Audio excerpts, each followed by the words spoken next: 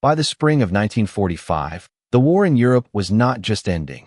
It was collapsing in on itself like a building with its foundations knocked away, and the roads that cut through Germany had become rivers of human desperation, clogged with wounded soldiers who could barely walk, with vehicles that had run out of fuel and been pushed to the side, with entire military units that had simply stopped functioning as organized forces. And among all of this chaos, among the smoke and the distant thunder of artillery and the endless gray skies, there were women, young women mostly, wearing the uniforms of the German Red Cross.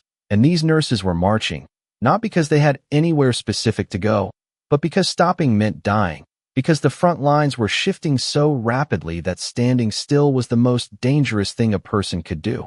And so they walked, hour after hour, day after day, with blistered feet wrapped in whatever scraps of cloth they could find, carrying stretchers that held men too wounded to move on their own. And their arms burned, and their backs screamed, and their legs felt like they might simply give out with the next step. But they kept moving, because that is what you do when you are a nurse in a war, and there are still men who need you.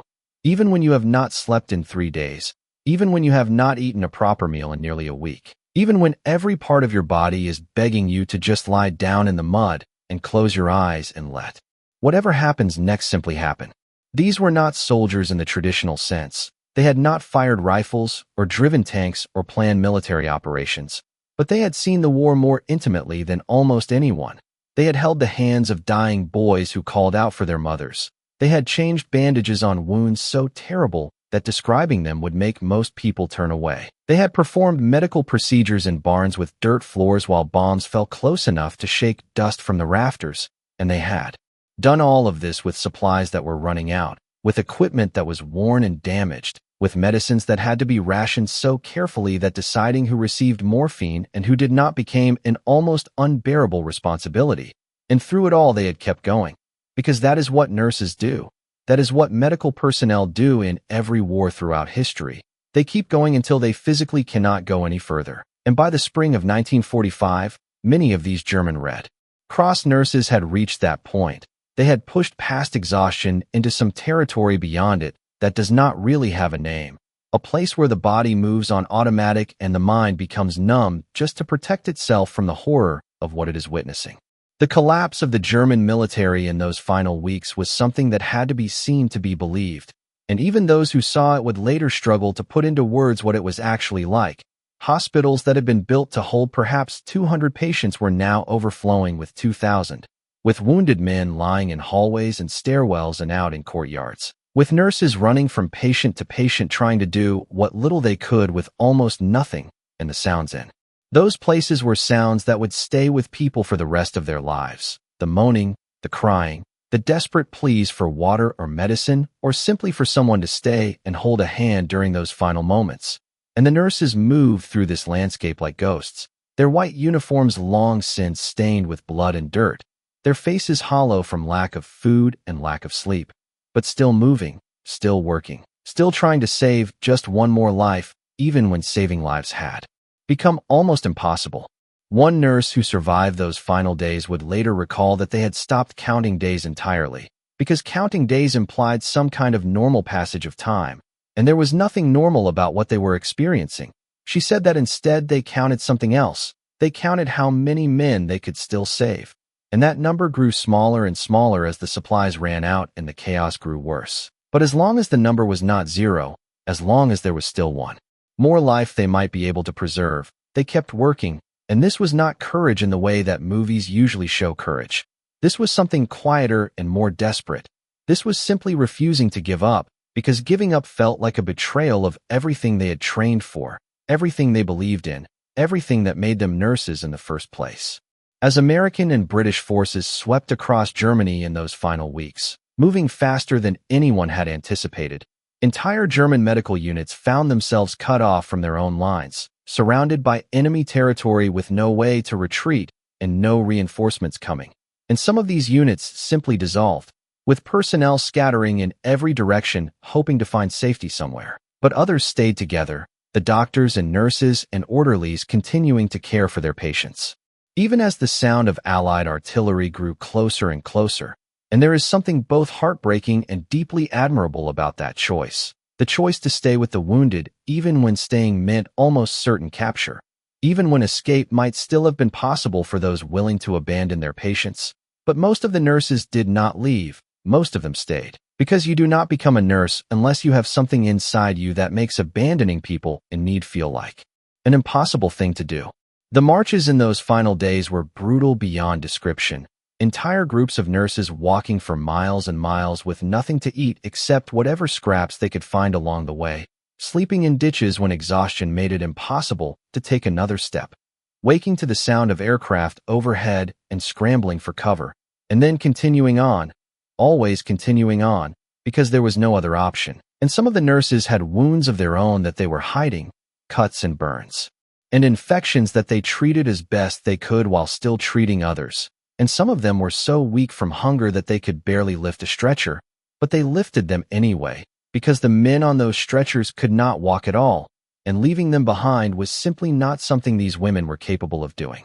When American forces finally encountered these groups of German nurses, the scenes that unfolded were often deeply moving in ways that neither side expected. The nurses had been told terrible things about what would happen if they fell into Allied hands. The propaganda had painted the Americans and British as brutal and merciless, as enemies who would show no compassion to German medical personnel. And so many of the nurses approached surrender with genuine terror in their hearts, not knowing what awaited them but fearing the worst. And some of them were crying before any American soldier had said a single word to them, their hands raised in the air, their bodies trembling from exhaustion and fear. And some of them actually pleaded with the Americans. Though what they were pleading for was not always clear, perhaps they were asking for their lives. Perhaps they were simply asking for the suffering to end. Perhaps they did not even know themselves what they were asking for because they were so far beyond the point of clear thinking. And then something happened that these nurses did not expect, something that many of them would remember for the rest of their lives as one of the most significant moments they ever experienced. Because the Americans did not shout at them, did not threaten them, did not treat them with the cruelty that the propaganda had promised. Instead, the first words many of them heard were questions of concern. Are you wounded? Does anyone need medical attention? Can you walk on your own, or do you need assistance? And these questions were asked in tones that were calm and professional and even kind, and for women who had spent months treating the dying while slowly starving themselves. For women who had pushed their bodies far past the point of normal human endurance. This simple compassion was almost too much to process. One American soldier, upon seeing a group of these nurses for the first time, took one look at how thin and exhausted they were and immediately said to the medics nearby that these women needed to be taken to the medical tent right away. And there was no anger in his voice, no judgment, just the practical recognition that these were human beings who needed help. And some of the nurses broke down crying right there, not from fear anymore, but from relief. From the sudden release of tension that had been building for months, from the unexpected discovery that their captors were not the monsters they had been led to believe. Inside the American aid stations, the German nurses encountered things they had not seen in what felt like years. Clean water that flowed freely, fresh blankets that were not stained with blood, medical supplies stacked in quantities that seemed almost impossible, and food, real food. Hot stew and boiled potatoes and bread that was soft and fresh, and many of the nurses did not know how to react to this abundance. Their stomachs had shrunk from months of near starvation, and some of them refused to eat at first, truly believing that they were not permitted to touch Allied food, that taking anything would somehow get them in trouble, and others took the food but tried to hide it, tucking pieces of bread under their coats or into their pockets, certain that this single meal would be all they received, and that they needed to save some for later. When American medics noticed this behavior, the hiding of food, the fearful reluctance to eat, they responded with patience and gentleness that surprised everyone. One medic in particular is remembered for approaching a group of nurses who were concealing bread and telling them in a calm voice that they did not need to hide the food, that there was more, that they could eat as much as they wanted, and there would still be more tomorrow. And for several of the nurses, this simple statement was somehow the thing that finally broke through all the walls they had built around their emotions. The fear and the hunger and the exhaustion and the relief all came crashing together at once. And they sat there crying while eating their first real meal in days. And the American medics let them cry. understanding that sometimes tears are the only way the human body can release what it has been holding inside. In the days that followed, as the nurses were transferred to proper medical facilities, they encountered something that would change the way many of them understood the war and their place in it. Because the American medical stations were not like anything they had experienced on the German side. These facilities had sterile surfaces and cold, gleaming instruments and fresh gauze stacked in boxes that seemed to never run out. There was enough medicine for everyone, enough bandages, enough of everything, and for nurses who had spent months performing medical procedures with almost nothing, who had reused needles and rationed morphine and made bandages out of torn sheets. This abundance was almost incomprehensible. One nurse who witnessed an American field hospital for the first time would later describe the experience as feeling like stepping into a different world, a world where medical care could actually be provided properly, where doctors did not have to choose between patients based on who was most likely to survive, where supplies were not something you hoarded, but something you used freely because more would always arrive. And she said something that captured the feelings of many of her fellow nurses. She said that she could not understand how an army could have so much when they had had nothing, and there was no bitterness in this observation, only a kind of sad wonder at the vast difference between what she had experienced and what she was now seeing. Another nurse whispered something to an American medic that was perhaps even more heartbreaking. She looked around at all the equipment and all the supplies and all the clean, organized spaces, and she said simply that their wounded were lucky, meaning the American wounded, meaning that American soldiers who were hurt would receive care that German soldiers could only dream of. And there was a world of grief in those few words. Grief for all the German soldiers she had watched die, not because their wounds were untreatable, but because the supplies to treat them simply did not exist. Over the following days, the transformation in the German nurses was visible and remarkable. Their faces filled out as they ate regular meals for the first time in months. They slept deeply and peacefully in ways they had not slept since before the war began. They stopped trembling when American soldiers approached them. They began to relax into something like normal human existence. And some of them even laughed, genuine laughter, the kind that comes from actual joy rather than from hysteria. And for many of them, it was the first time they had laughed in so long that they had almost forgotten what it felt like. The American medics who worked alongside these captured nurses quickly discovered something that surprised them, which was how skilled and competent many of the German nurses were despite the terrible conditions under which they had been working. These women knew how to treat wounds and manage patients and make difficult medical decisions. They had been trained well, and they had gained even more experience in the brutal school of wartime medicine, and the Americans found themselves developing a professional respect for their former enemies that transcended the politics and the propaganda. In return, the German nurses were consistently shocked by how respectfully they were treated. They had expected punishment or at least coldness. They had expected to be viewed as enemies and treated accordingly.